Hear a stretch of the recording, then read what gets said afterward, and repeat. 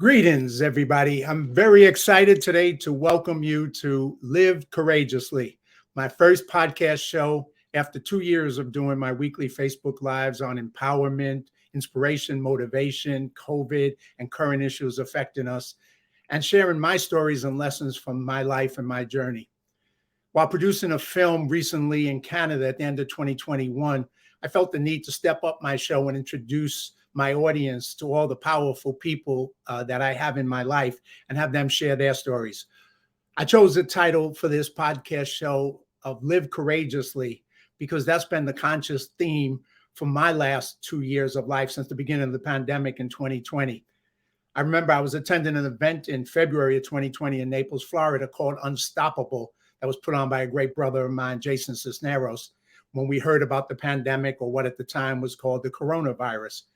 As you know, it went on to shake the world, and for far too long, the dominant response was and still is fear. Fear is a reaction, but courage is a choice. And I and most of the people I'll be introducing you on this show chose courage and chose not to retreat from life, but to move forward. When I began planning for doing this show, I created a list of 40 courageous friends that I want to interview and have a conversation with and introduce to you. My first hard decision was who was going to be the first person who I kicked this podcast show off with. And you can imagine it wasn't an easy decision. I know so many amazing, courageous, powerful people that I want to bring on and talk to and have a conversation with. So it was a very hard decision. And I could argue for so many of the 40 to be the first, but I chose my upcoming guest for many, many reasons, including the fact that we go back so long from when I first came to California from New York. And she's been a dear, dear friend with a story that inspires me and inspired me and will inspire you. So let me introduce you to her and then bring her on. I'd like to introduce you to Eileen Gruber. Eileen is an award-winning actress, a writer, and a producer. She's a member of the Television Academy, lifetime member of the Actors Studio, and a brand ambassador for global disability inclusion. Her TV appearances have been all over TV, including HBO's Watchmen, CBS's CSI, Vegas, SWAT, All Rise, Criminal Minds, NBC New Amsterdam, This Is Us, Games of Silence, Netflix, The Politician. I'm just getting tired just talking about all the things that she's done. ABC's Stumptown, FX's Enlightened, The Walking Dead, Fear the Walking Dead, HBO's Hung and Enlightened, Benched, Instant Mom, CSI, Miami, The Mentalist, Cold Case, Nip Tuck, The Closer, Monk. Woo! I'm exhausted, but and that's who she is.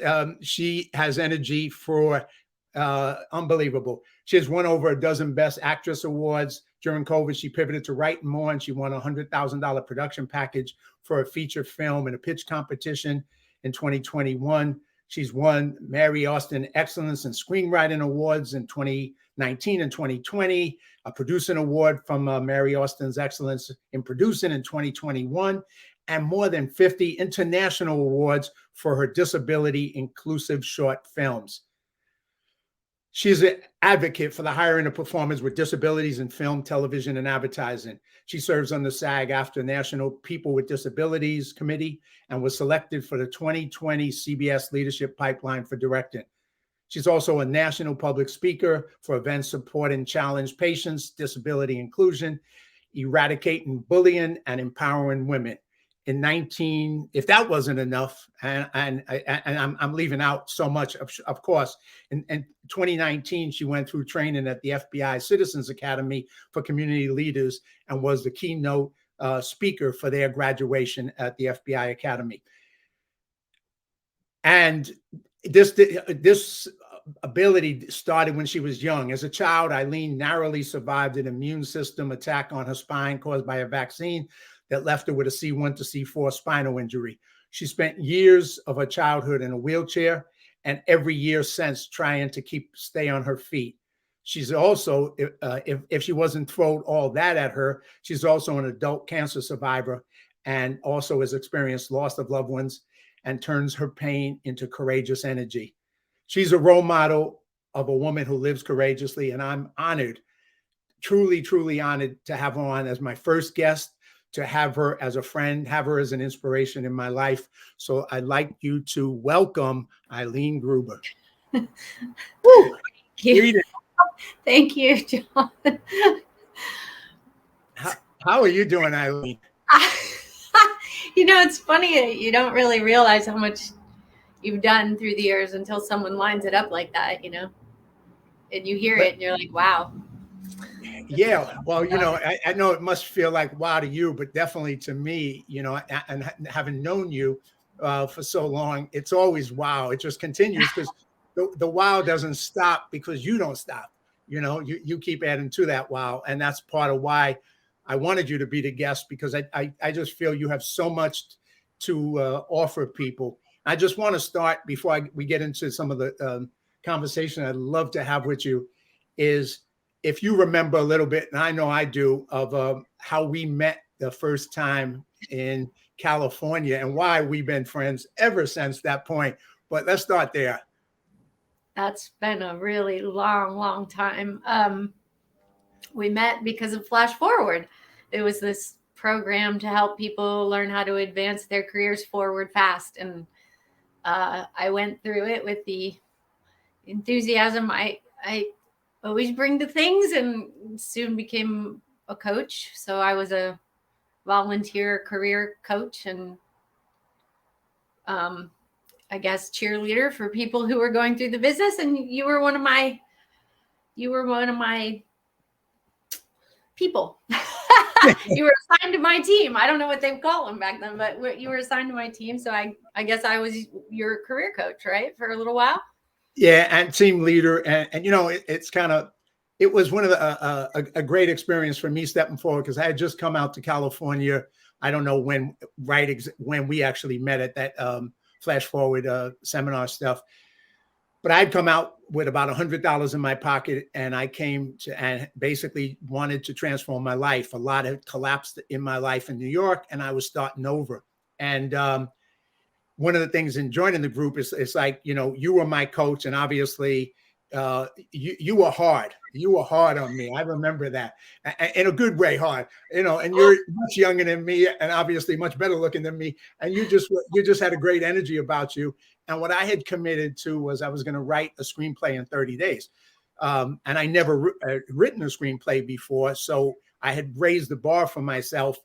And you weren't going to let me get off. And I was like, damn it, because there was plenty of time during that 30 days I wanted to give up and just say, look, I'm not a writer. Why am I doing this? This is crazy. And you put the pressure, but in a positive way. And in 30 days, I wrote that screenplay, Waiting for Fidel, which was the first one I wrote. And we built a friendship because of your passion, your inspiration, as well as to me, but also everybody else who was part of your team that you led. You inspired us to push harder and to step up our game. So I appreciate that. And thank you. That's kind of what took us on this journey that led to working in movies that I've done, working together on projects, and so much more, and just being an inspiration to each other over the years. Thank you. Yeah, it was a no excuses approach to coaching, because, I feel like in life, a lot of people will make a lot of excuses to not show up for themselves. And I guess my life experience made me come to the conclusion that there is no excuse. And I proved that to myself through the many, many years. No excuses, because then you're just letting yourself down. And if you don't let yourself down and you keep showing up for yourself, it gives you an unsinkable confidence in yourself, because you will consistently show up for yourself. And that knowing and that confidence has gotten me through more than most people can imagine in terms of challenges. And one of the things that I can look back on in my lifetime and say with my whole heart is I never gave up on myself.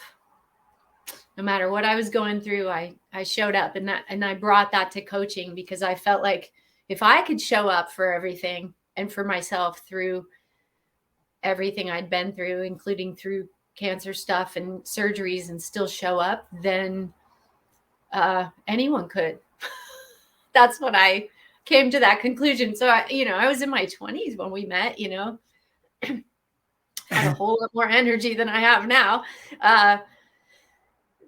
But I believed at that time we can all show up for ourselves. And I remember demanding that of you guys. And I do remember, were you on the team when I got up one morning and burned all the skin off my foot and still went to the emergency room and showed up at the thing that night? No excuses. I don't remember that, but that doesn't mean anything except that I'm a lot older now than I was then. But talking about no excuses and talking about finding a way to overcome and go through. If you want it, why don't you take us back to the beginning? Because it started when you were a young girl and you had to, like I read, you were in a wheelchair, you were paralyzed, and it for most or a lot of people that would have been something that would have determined how they would have lived life or not lived life forever. Yeah. And for some reason you went through a different thing that made you the person you are today. So if you would share whatever you feel comfortable sharing about that, I would love that, because I think your story is just so powerful. Okay, so I was less than 5 years old, just below my 5th birthday, and I was a happy, healthy, active, athletic little child from a big family where, families are very competitive. I had 6 brothers, 1 sister, and you learn to be competitive when you're in a big environment like that. So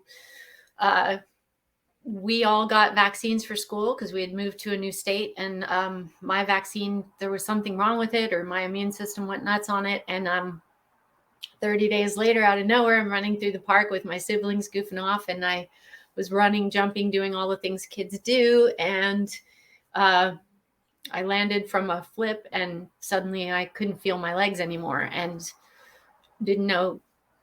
I was too young to have any clue what was going on. I dragged myself across the park on my elbows to tell my mom something was wrong. And it took them a while to figure out that I was not just a kid playing a game. And by the end of that picnic we were all at, I couldn't sit up, and they ended up rushing me to the hospital that night, and found out I was paralyzed from the waist down. They were worrying it was moving up. Everything was shutting down, and my bladder almost exploded. It was a very traumatic time. They told my parents that I wasn't going to live. And when I did, they said she'll never walk again. She's got a permanent spinal cord injury. And so that was just what I was told. And I was put in a wheelchair that was too big for me and sent home after a very, very, very long time in the hospital and being shipped to a few different hospitals because they didn't know what was going on. So it took quite a while to figure out that it was something from the vaccine, the reaction to the vaccine. And I, many years later, found out from a spine study here that when medicine advanced, that I have a injury from C1 to C4 in my spinal cord, and it's shrunken. So there was a strong viral attack at that time, or an immune system attack on whatever was in the vaccine. So it altered my life profoundly. And so the first step of I'm going to live my life is I was in a wheelchair and going to my brother's football games, and I always wanted to sit right in front of the cheerleaders because I wanted to be a cheerleader. And I kept in my little chair looking up at them going, I want to be a cheerleader. I want to be a cheerleader. And that was my first big dream and goal. And boy, as soon as I forced myself out of that wheelchair, which I did, it was all on me as a little kid being like, I don't understand why I can't walk. I mentally didn't understand it. And so I kept trying to force weight on my legs, and it took quite a long time. It's not like it was a shortened period of time. It was a long time of repeatedly trying and repeatedly falling. But one day I slid myself out of my little bed onto my legs, holding onto my bed with both arms, and always fell. But one day it held. And the next day I could hold on a little longer, and eventually I could take a step. And that's how I somehow recovered my own spine and as much as possible and got to walking again. And that was the beginning of a journey. I've had many, many surgeries. I still have a lot of the challenges internally that spinal cord injury patients have. And as you know, through the years, you've watched me go through a whole lot of surgeries. And throughout that time, I always kept working in whatever capacity that I could. And when they wouldn't let me work as an actor, I worked in casting or producing or writing, or always finding a way to keep moving in my industry. So I guess that sums it up quickly, but basically a lot of the x-rays and stuff that I endured as a small child and the treatments as a child ended up causing thyroid cancer in my early 30s. So I had to deal with that after I'd lost both parents to cancer. So it was quite a terrifying thing because both my parents died young. So in my family, to all of us, it kind of felt like it was just a death sentence. And that was, again, I couldn't wrap my head around it. I was like, no, I'm too young. I got stuff I got to do, And so I approached cancer differently than most people as well. And made a battle plan. Basically, I went into war. I went to war and I beat that cancer and learned a lot in that journey too, and met a lot of amazing people. And, there are a lot of crazy things I've done through the years, but in terms of courageously living, the theme of your show, I'm going to say I always showed up for myself. And in the middle of all these things, like when I was first diagnosed with cancer, I was in the middle of casting a show and it was important to me to finish. So I finished that show before I took off to deal with my cancer. I don't know a lot of people who would have done that. I think a lot of them would have stopped and said, whoa. And I was like, no, I got to finish my commitment first. I've got to finish the show, then I'll go deal with it. And a lot of the things in life, I didn't know how I was going to get through them. And I didn't know how I was going to get through them without parents. And I didn't, have the connections that a lot of people are born into that come into our industry. I didn't have any of that. I always felt like I was starting from zero, but I was never afraid of a challenge. I never ran from a challenge. I always went straight at a challenge. And I think that's what I learned from my childhood is like, tell me I'll never walk again. I'm going to show you how I will. And even to this day, doctors, when they look at my spine or when they look at my rebuilt ankle and foot and all the things going on in my world, a lot of them still look at those x-rays and things and are like, how are you walking? I've had doctors say to me, I don't understand how you're not completely sedentary. And I'm like, because I refuse to be, that's not an option.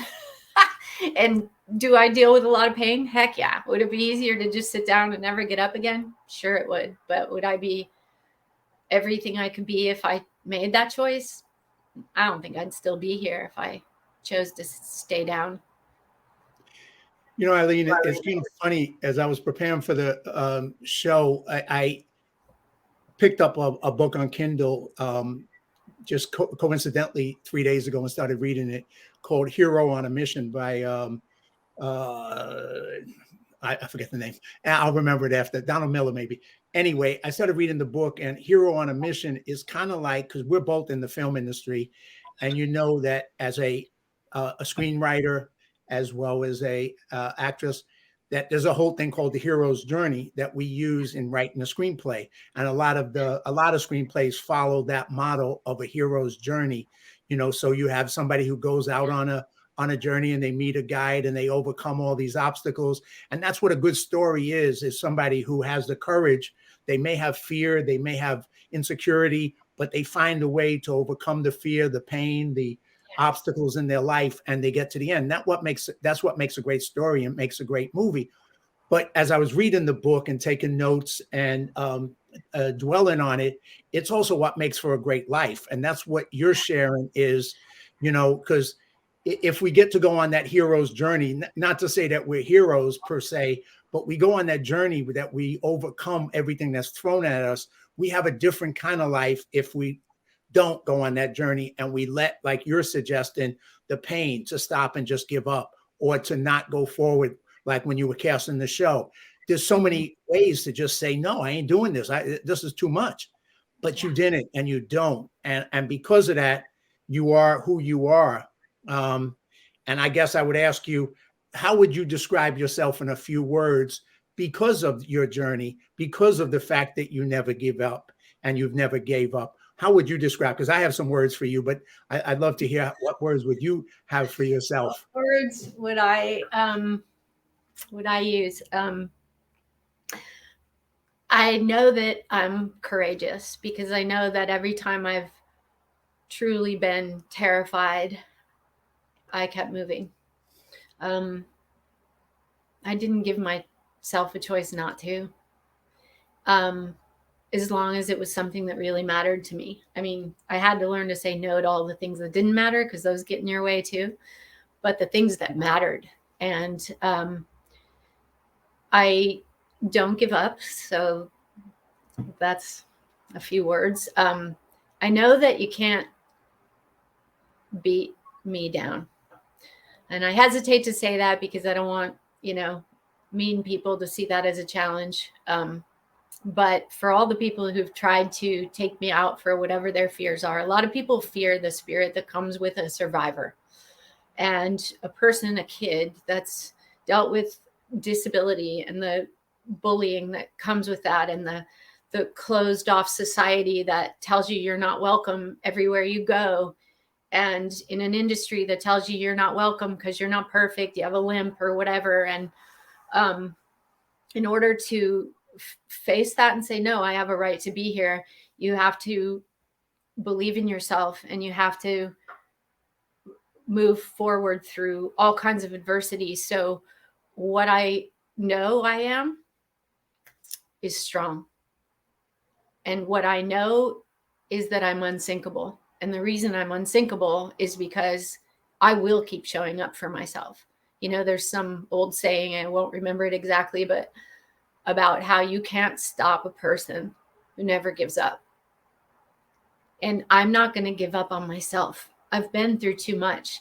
I have a very important journey that I, feel like was sort of divinely inspired or sent my way. I don't know how to explain it, except for that my life experience showed me that our world was entirely too exclusive, keeping out people who'd been through the most.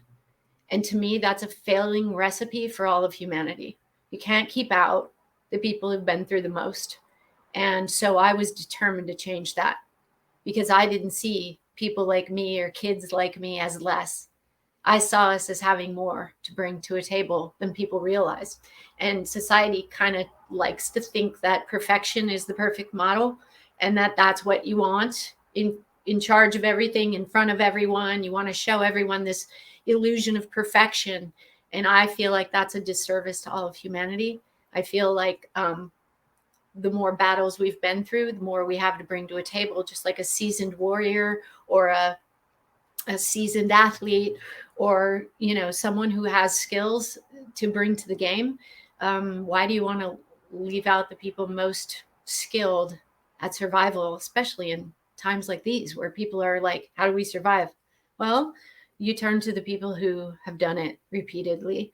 And so that knowing I've needed to change the perception of things and putting that task on myself for whatever reason has been a driving force, because I always get emotional when I talk about this. I don't want ever another child to endure the things I endured as a child, and to grow up having survived all the things I've survived. I don't want another kid to come into an industry like this one, or any industry, and be told they aren't allowed to even have an opportunity because there's something different about them, or they walk different, or they move different, or they adapt in some way because they have a different set of circumstances or tools, or, our body is it's a machine, it's a tool, and we don't all have the same parts. And I don't feel like it's right to leave out people because they function differently.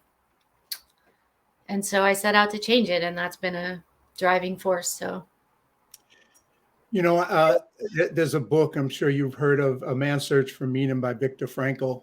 It sits by my bed.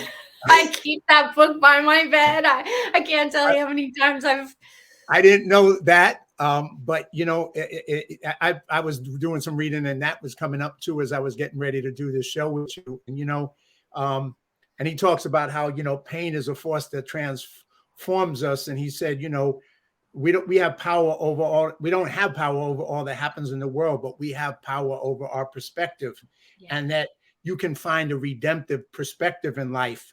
And that's a bold claim that he makes. And he obviously, what he experienced proved that what he experienced was even more extreme than what we get to experience. And yet he found a redemptive thing. And what you're sharing, Eileen, in the pain that you went through, in the ability to keep you out and not give you a chance, or people who have different abilities as opposed to the mainstream abilities, all those things, you found a purpose. You took that pain, you took that, and you turned it into something redemptive. And I think his book is a great book that everybody should read and everybody should absorb. But I want to ask you if you could just take us a little bit on, how you took that because your passion was, besides your young passion to become a cheerleader as a kid, your passion became to become a performer, an actor. And you followed that passion into the actor's studio, into all those things that I read, all those shows that you've been in. And then you took that struggle that you found, all those doors closing against you, and you opened up, you fought for not just yourself, but you fought for others, and you became a spokesman for others. So maybe take us a little bit on all of that, your passion for the industry, and then your role in the being on the cover of Ability Magazine, the work that you do to inspire others who need a voice and bring them into this world. So if you could just take us on that journey, I'd love it. Sure.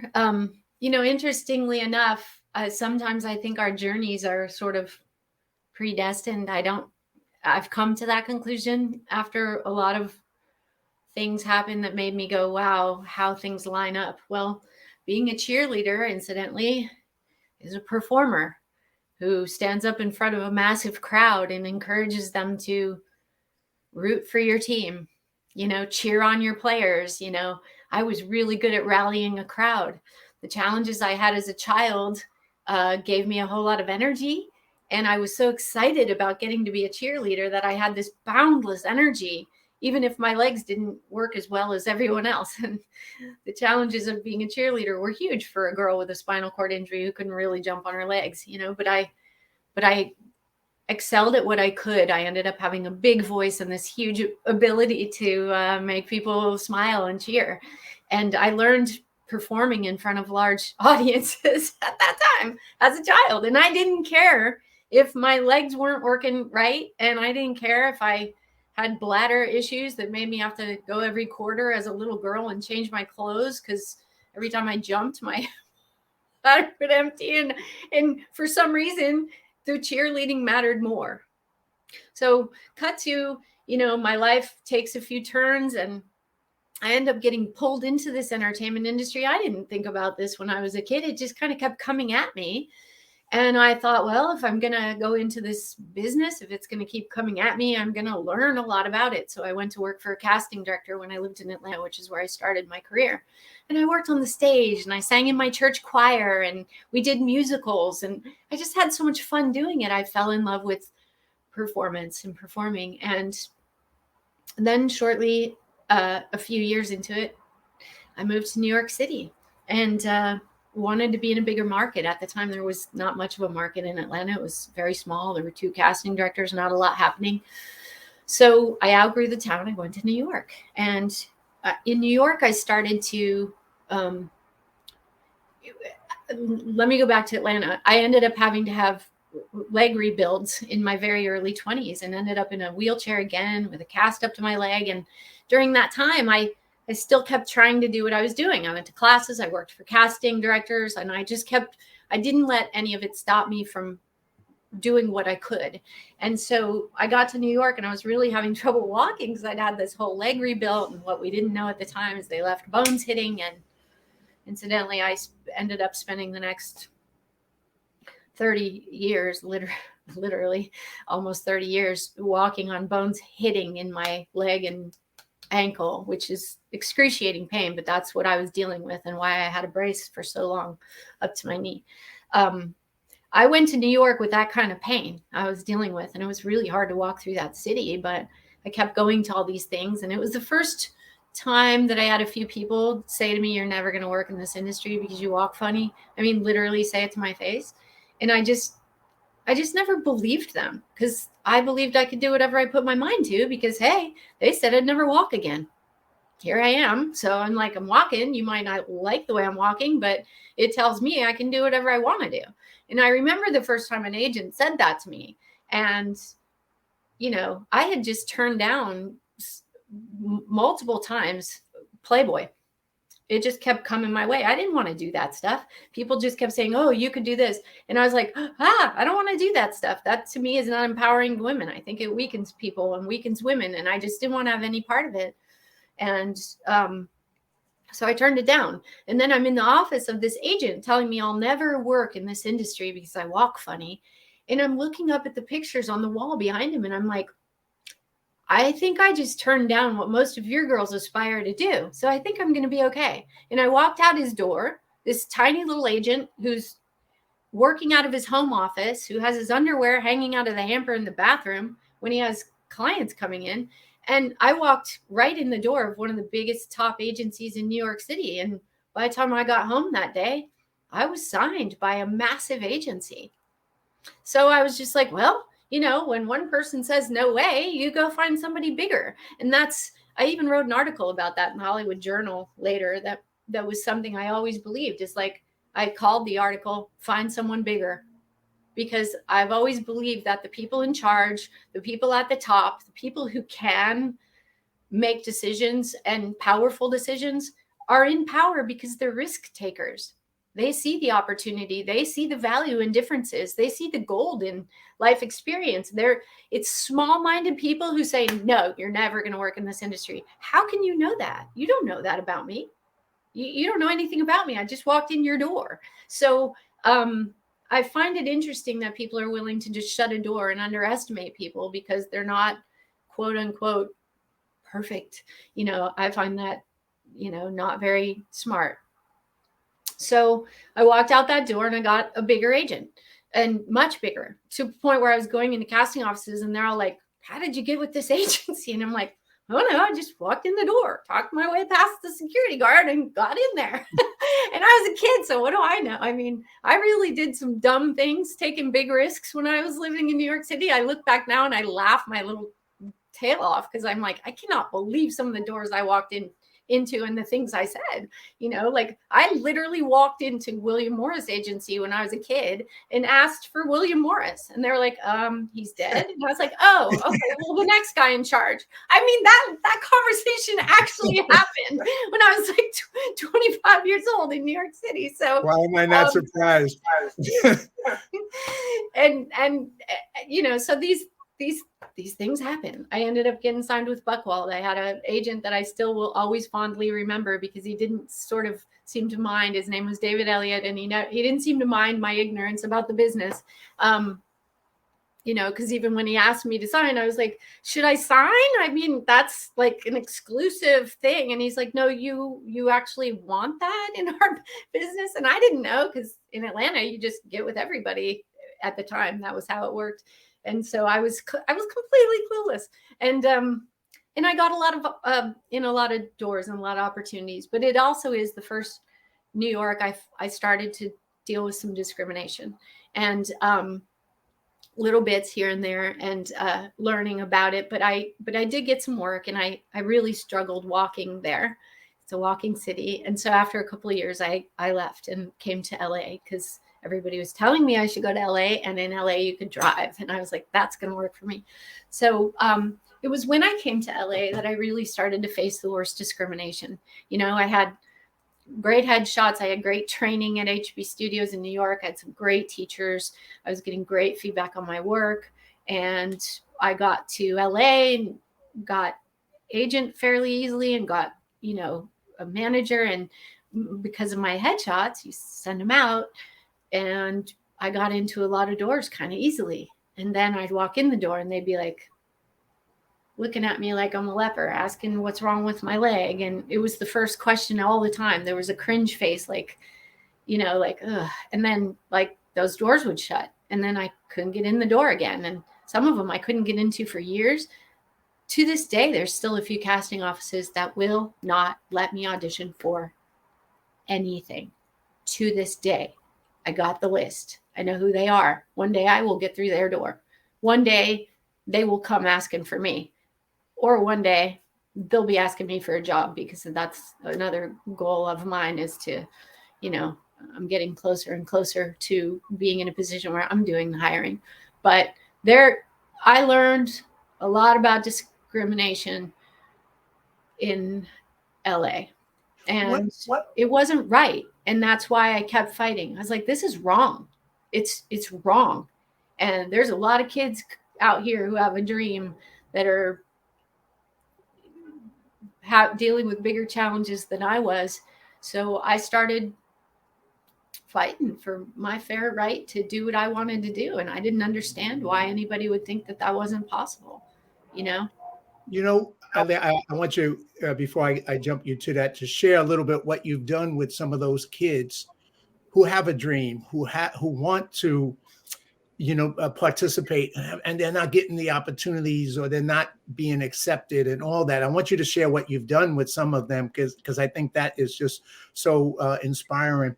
But, before that, it's like, what lesson would you give to people who, because so many people give up, so many people, when they get hit with these obstacles, and you will, and they do, they give up, or it takes their strength away and they retreat, as opposed to, like you said, you just kept going and you found that in the midst of whatever obstacles. And that doesn't mean that those obstacles should be there, but they are.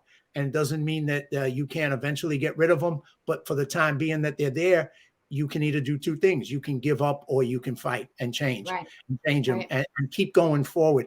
What would you share with people for themselves as a takeaway? What should they do? How do they deal with that when they get hit with that in life? Because everybody will in ways. Okay, so this is what I believe is the recipe for anyone who wants to accomplish something in their life, whatever it is. Be so good at what you do that someone will notice somewhere. Be so good at what you do, train so hard, work so hard, be so highly skilled that you believe in you completely. So that when someone's telling you no way, you say, yes way. I've worked hard. I've earned this. I have every right to do what anyone else can do, because I've got the skills to back this up. I never asked for a job I couldn't do, ever. I knew I could knock those things out of the park because I'd worked so hard. In New York City, I met an actress early on who I told my dream that I wanted to be a member of the Actors Studio. I used to limp by the Actors Studio and just watch and look at people. And in my head, I said, one day I'm getting in that place. One day I'm going to be a member of that place. She told me, no way. She went to Juilliard. She knew so many Juilliard grads who couldn't get past the auditions. It's just not going to happen, she said. Same girl told me I was never going to get an agent in New York City. So, imagine my joy when I got in the Actors Studio. And when did you do that? Just a quick aside. I did that. I was on the wait list for like a year to audition in New York. And then I moved to LA. And a girl who was on the wait list in LA, that was when they used to do the auditions only once a year. So it took a long time to be on the wait list to get in. And a girl I met asked me if I would do her audition with her for the Actors Studio. And she picked the material and everything. And this is one of those times where you feel like there's a bit of divine intervention going on here, because she picked a character who was paralyzed from the waist down from being hit by a cab. She's in a wheelchair. She's drinking. She's angry. And in my brain, I just said to myself, and no one at this time at the Actors Studio knew me. They didn't know my story. They knew nothing about me. All they knew was I came in and did an audition for my first audition for the studio. And she gave me that character. She wanted to play the maid that I'm verbally abusing. And I was like, well, I can play that character in my sleep, because imagine how angry I'd be if I was paralyzed again after everything I've been through. I was like, I don't want to go through that again. So I just imagined what it would be like. And I went for it with everything I had and everything I knew in my life. And I got all the way to finals on my first audition, which at the time was a little unheard of. Cut to, years later, Barbara Bain, who's been one of my dearest friends and mentors there, said many years later, she's like, I'll never forget that audition. Oh. I brought everything I had, and I like to say I throw my guts on the stage. I put it all on that stage. And,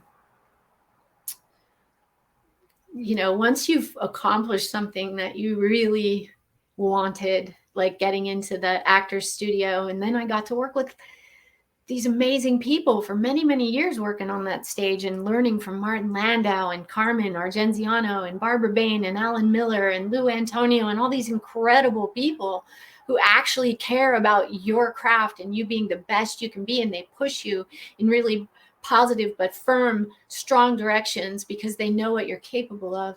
Once you get into that environment and you're working with people bringing all that to the game, you're proud of yourself that you didn't believe the person who told you could never do it. A couple of things you just said that I kind of want to just reiterate and then ask you about. In the first one, you're talking about being the best you can be at absolutely be your best so that no one can deter you. No one can say it's not possible. I remember for me, when I was introduced to the idea to take 100% responsibility for your life, that changed my life forever.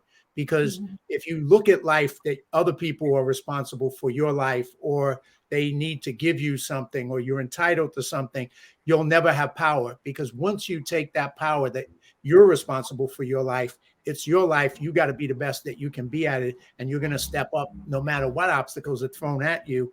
Now you're empowered to go forward. Without that, you're disempowered. You're waiting on others, and you're never waiting on someone else to make it happen. And in our industry, a lot of years will go by really fast. If you think looking pretty sitting at Starbucks is going to work out for a film role or something, it's just not a thing. Every single person who moves to LA is pretty. That's a thing. So now you got to bring your A game every chance you get, because those chances are slim. And it doesn't mean we all don't fail. I mean, gosh, if you knew how many times I failed or didn't get a job or didn't live up to my own expectations or my own bar, Carmen, who you knew, was one of my greatest allies and mentors and closest family out here for so many years until he passed. But he always said, raise the bar, Hailey, just raise the bar. And on me, on everything, he was always saying, raise the bar. And I always think about that as like what we can do to empower ourselves is to constantly raise our own bar, constantly be gaining, learning, growing, engaging with people who help us, push us to be the best we can be. Not people who are okay with us sitting on the couch crying about it, but people who are like, hey, I'm with you. Let's get up off the couch and keep moving. I get that you're having a hard time. I appreciate that. I get it. Believe me, I get it. And there is a time for those hard times. But then you really need people around you who believe in you and help you get back up again. Absolutely. And the other thing you mentioned, which is, there is those moments, and you've had them, I've had them, and it sounded like the one at the actor studio was one of those divine intervention moments where something happens that if it wasn't for that wouldn't be where you end up next. And so a door opens, and, at that moment, people call it God's wink, or people call it all kinds of different things.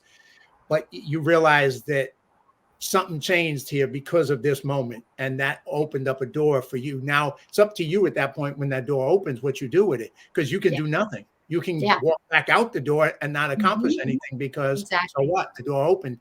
But at that point, if it does offer you that opportunity, now you have the chance to step into another level, step into another experience. And you obviously did. I just kind of want to go back, because I think we got about another 15 minutes. And I do want you to share some of the things you got going in your life now, which are fantastic.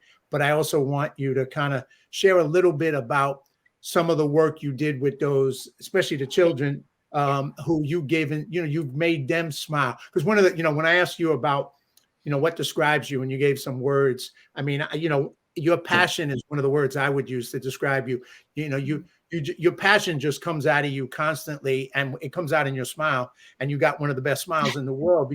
And then when you're with these kids, that smile has got, what you bring to them has got to enrich them, but enrich you. And so I'd love you to share that, because well, I'm going to say that one of the things that I brought to the kids that I know matters, because I was one of those kids, is I see them with unconditional acceptance. I accept them. I love them, regardless of their challenges, their differences. I see who they are. And I think one of the greatest gifts you could give to any human being is to accept them for who they are, exactly who they are, whatever they are, accept them for who they are, and help them. Say that one more time, please. Say that one more time. I think the most important thing you could give to, the greatest gift you could give to any human being, is to accept them for who they are. Welcome them, accept them for who they are, exactly as they are, whoever they are. We are all different for a reason. This world would not work if everyone was the same.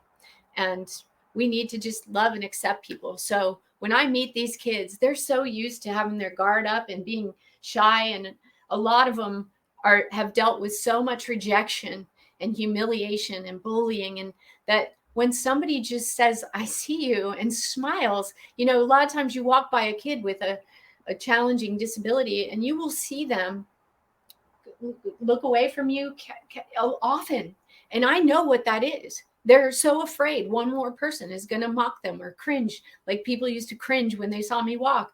And I'm like, hey, it's good I'm walking. I didn't used to be able to do that. This is a good thing. It might not be perfect, but I'm doing it. And,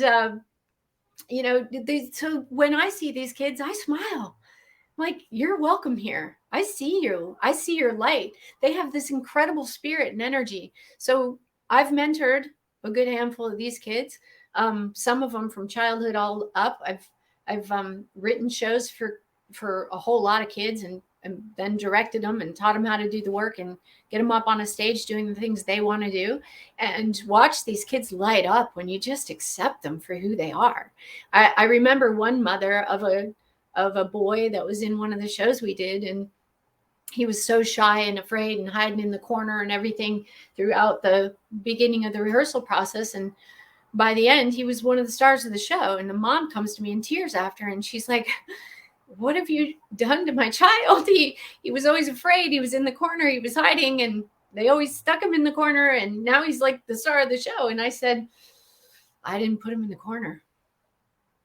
Simple as that. I wasn't afraid of him. I let him come to me and tell me what he wanted to do. I let him open up on his terms, tell me what he wanted to do in the show. And I listened. And bit by bit, I learned about this child and what he was capable of, which was extraordinary. He was extraordinarily talented. And I gave him a place to let it out, a safe place. So giving people a safe, welcome place is so important. And then they'll shine. And the other thing is, these kids, I feel like they have so much to bring to the world. So I've encouraged them and let them know that you have a right to your dreams. It doesn't matter what anybody thinks about you and your disability and your challenge. Who cares what they think? It's what you think. And if you want to believe in you, go out and do the work. Be great at what you do. Do the work. Show up ready. And then keep showing up for yourself. Keep showing up, and go after what you've got. And Eileen, for those who don't know, what are some of the challenges that these kids face? What are the physical challenges? What are some of the things that they have to overcome? Every kind of disability you can imagine. I've worked with all those kids, and I just love and adore them. I've worked with kids with cancer. I've told kids who were told they were dying. I've literally sat there listening to somebody say, yeah, we've been talking about going to heaven. And I'm just like, or not, that's your decision. Like, everybody has a decision to keep going and to keep fighting and to keep showing up for themselves. And I remember this one little cancer girl, a cancer patient that I met who was so sick. And I got down on my knees face to face with her and heard her mom say that. And I just literally looked at her mom and said, or not. And I looked at the little girl and I said, they said the same thing to me when I was your age, and I'm still here, and I'm a lot older than 5. And we started comparing scars, and she was showing me her zipper, and her zipper, that's a scar. And her spirit just went from here to here. Her energy went up because somebody told her it was possible. Somebody gave her hope, and cut to all these years later, she's a woman now. She's probably 15, or no, she's probably close to 20 now. She's still alive. She's still here. She didn't go to heaven that year. So I've worked with a lot of kids, from cancer patients, spinal cord injuries, spina bifida, CP, autism, deaf, everything. And of some of my friends who've come into this industry, I've encouraged them to the best of my ability to believe in themselves and not take no for an answer, and just keep going. And I promised this industry, if they didn't let me work, I was going to bring back an army of us. And now there's an army. And not all my doing, I don't take credit for that at all. There's a group of people who were starting to speak up and shout out and stand up and stay in the game and stay in the game. And they got bigger and bigger and bigger. And we started encouraging more kids that it was possible. And now, the tidal wave is turning, and you're starting to see a lot more people with disabilities on TV. And that's because of the Danny Murphys and the Gail Williamsons and so many people who were in the game young, Jerry Jewell, who fought for their right to work and didn't give up. I hear you. That's just some amazing, powerful stuff, Eileen. As you know, I mean, we could talk for hours or probably days. There's just so much to share, and just kind of want to get some things out. Obviously, I want you to share what's your next stage of your life and the theme for what's coming up next. But before that, I was going to ask you. There's a Facebook page you have called Everyday Warriors, and once again, it's a place where you encourage people with that message. So if you could just share a little bit about that, and then I want you to kind of share a little bit of what's next, the next stage of your life. And how people can contact you as we get closer to wrapping up.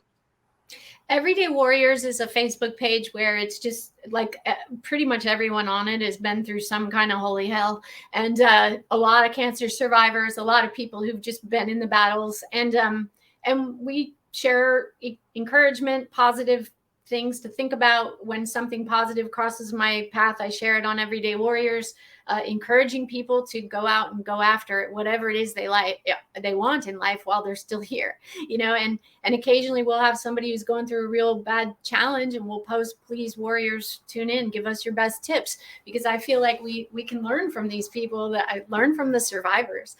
There's a website out there. If you Google Strive Magazine, bring in the game changers, you're going to find a 5-minute article I wrote about the game changers in our life and in our world. I think it's a valuable article to read. I have pivoted a lot towards writing over the last few years. We've been stuck indoors with a pandemic. I finished up a screenplay that I'd spent years working on, that all started with me reading Viktor Frankl's Man's Search for Meaning in one of my darkest hours. And I stumbled upon a piece of history that years ago that no one's talked about, no one's told. And I wrote this project called Life Unworthy. And then talk about throw your hat over the fence. I ended up at a festival with one of my other disability inclusion films. I've made a lot of films that have gone out into the festival circuit, winning awards. And one of them was in a festival called Cordillera in Reno. And I went to that.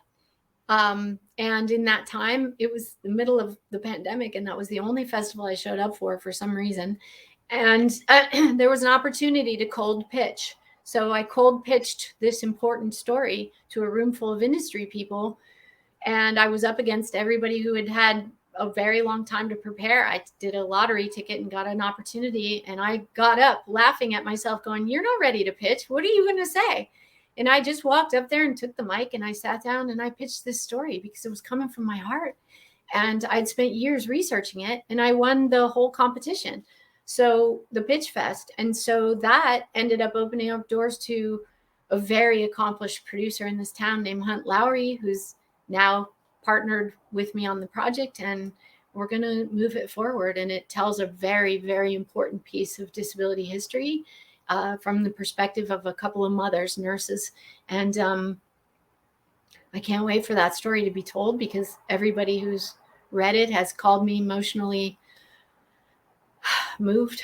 And it has it's having an incredible impact on everyone who reads it. So I feel like it's going to have a worldwide impact, and it's going to be a game changer for all these kids.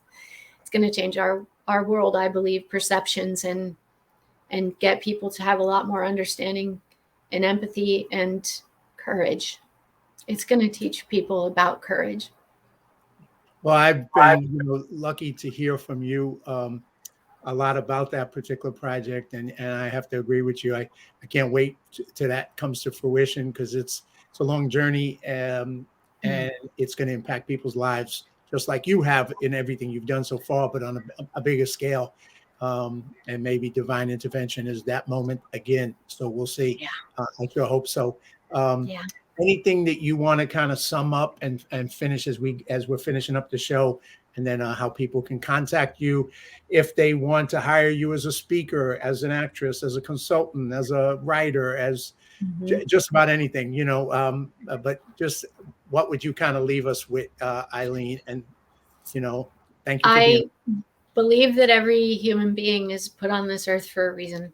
I believe that we all have a purpose, and we need to go for it. We all deep down inside know what it is, what driving dream is in us, whether it's to write a book or, become a scientist or a rocket scientist or whatever is driving you. We've got to get the fear out of the way and just go for it. And the way to do that is to take the first step and then the next step, and just keep going and go after what it is you were put on this earth to do. And while you're doing it, remember that every person around you is on a different journey and a different path. We all have different beliefs. We've come from different levels of poverty or wealth. We've come from different religions, different colors, different races, different everything. And that's okay. We all need to embrace and welcome and love each other again, and support each other. Find the people who believe in you, so that in the moments of doubt and darkness, you have people who say, hey, I believe in you. Let's go. You need to surround yourself with people who believe in you, and you need to give that to the people around you. You can't just be a taker. You've got to be a person who gives love and support and encouragement to the people. See the gold in people, see the best in people, and then help them get there. And make sure you're surrounded by people who do that for each other. I think that's the most important thing, because we're all here for a reason. And we could change this world. We could make it incredible. We could take away all the adversarial crap that's been foisted on everybody, especially in the last few years. The fear. Why do we have to live in fear? Let's get rid of it. Let's courageously jump forward and move forward and make this life work. We, this generation, believe we've been through a lot of hell. We have. Some of us have. A lot of us have been through more. It's not the worst thing that's ever happened if you look at history. We've had a lot of horrible things throughout all of mankind's time on the planet. So if they could get through it, and the planet's still here and people still exist, we can get through this, and we can get it through with a smile, and we can still advance humanity with every step we take. But we've got to start caring about each other's journey as much as we care about our own. Wow. Well, what a powerful ending. What a powerful message, just to even take that clip and share with people. It kind of tells me why I picked you as the first person to have on my show, because, my instinct said, besides our dear, friendship over the years, the power of your message, the power of your belief in living courageously, and being that person that not only lives courageously, but inspires others and inspires them and loves them and lights up their life, is something we need now more than ever. And you are that person, Eileen. You are definitely that person. So I'm honored and blessed to have you on today, and I'm honored and blessed to have you as a friend all these years. So I feel the same way about you, John. I really do. I'm really grateful for the strongest, most positive people in my life. I don't know how I'd still be standing if I didn't have amazing friends. Indeed. And you are among them. Thank you. Thank you so much. And how do people reach you? And then I'm going to then go into a quick wrap up myself. How do people reach you to hire you, to work with you, to do all those things that you're doing? And then we'll talk again. Okay, so there are a lot of ways you can reach me. Obviously, if you're in the entertainment industry, you go on IMDb Pro and you'll find my agents, managers, publicists, everybody who reps me.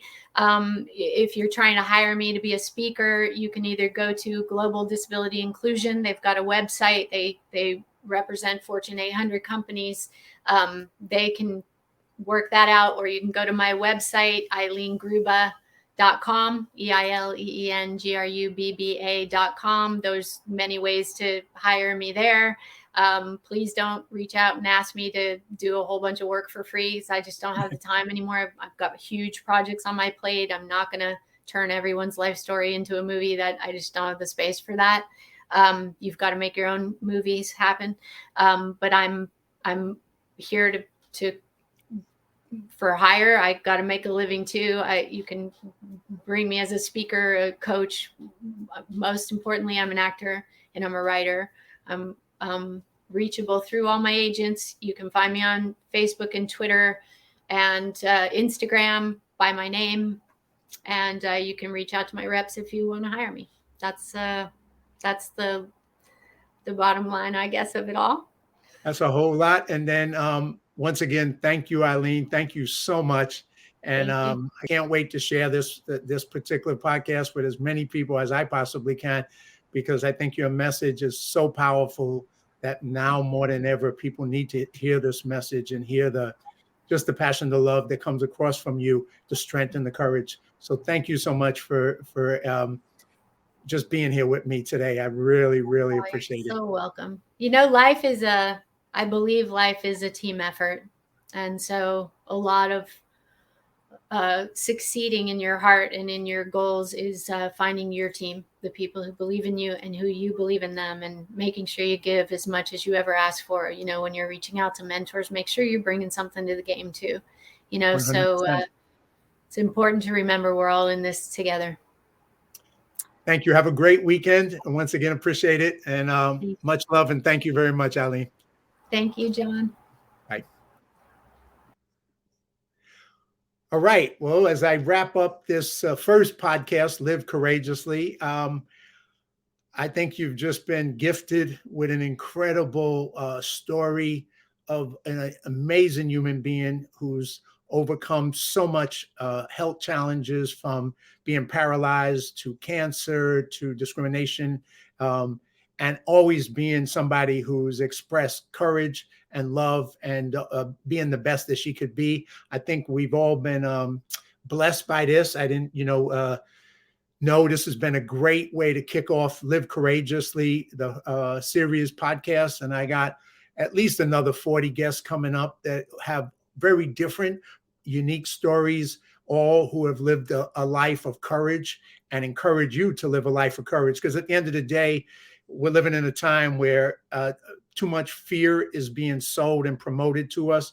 And what we need to do is reject the fear, reject the division, and choose courage. So live courageously, folks. And I'll see you in 2 weeks with my next guest. Have a fantastic weekend.